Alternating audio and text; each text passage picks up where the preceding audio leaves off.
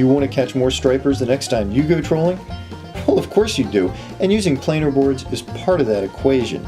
But setting planer boards out and running a bunch of lines off of them is easier said than done. To see how the pros make it happen, we jumped aboard the Ebb Tide out of Deal, Maryland for a day of trolling. The process starts with laying out your planer lines, and these guys do it a little bit different than some. We lay them out early so we can get them all stretched out, no tangles, be ready to go when he pulls the throttles back.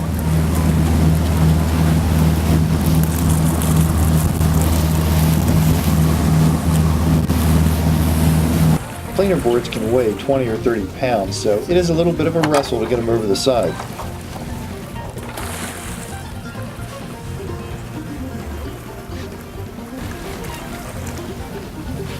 We run our planer boards about 160 feet back off the boat. We run 10 down each planer board. We run 10 rods down each board line. We run our flags for our purpose of being able to see our boards and for the other guys fishing, all the boaters to see them and know where they're at all times.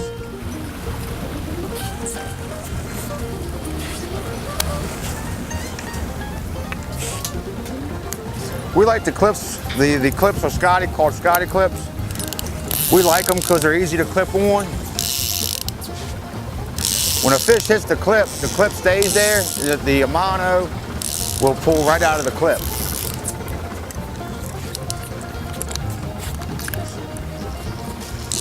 Getting the spread out fast is an important part of catching that early bite, so the captain comes back to the cockpit to help out. Farthest one at the board is the top one.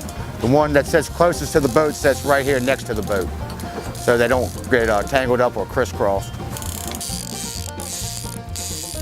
When the board lines are all set, the boat rods go out. Finally, the spread is set. We've got 25 lines running here, and believe me, the boat does look like a porcupine. I'm Captain Billy G. I own the Ebb Tide out of Deal. Been third generation charter captain. Been doing this since '91 when my father bought his first charter boat. My grandfather fished out of Deal in the 60s and 70s, and that's where we got our start at.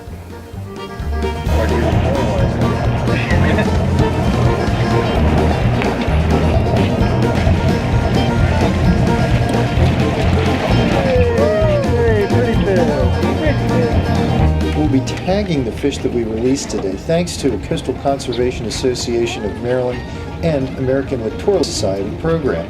This allows us to add some citizen science and find out just where these fish are going, how fast they grow, and you never know. This fish you see right here caught in the Chesapeake Bay could be found in Massachusetts or North Carolina 5, 10 years from now.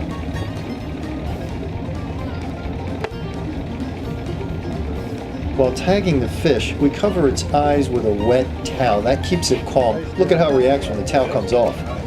Planer boards get the lines out away from the boat and get us out into clean water and gives us the opportunity to fish more lines. And what percentage of fish do you think come off the planer boards versus boat rods?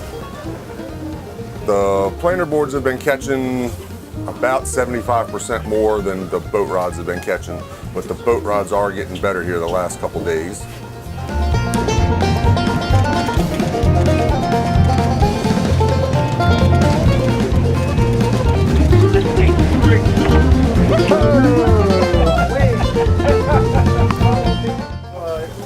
What do people need to know if they're going to run planer boards on the Chesapeake Bay?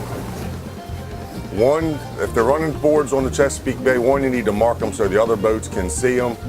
And two, just be patient with them, figuring out how to get your distance and everything so you don't get them tangled up.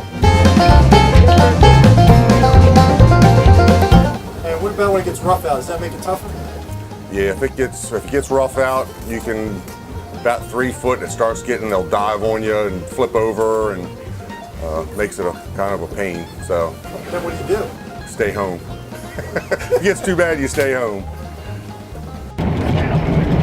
Feel like a big one? Oh. We kept one 40-inch post-spawn fish to divvy up between 6 anglers, which truly was plenty of meat.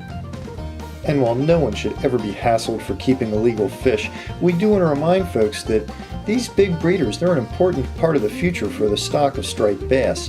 In fact, we really hope that if anybody catches a pre-spawned fish with a belly sagging full of eggs, they'll let it go.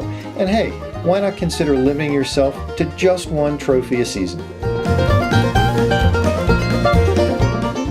Don't miss another cool FishTalk video. Click below to subscribe.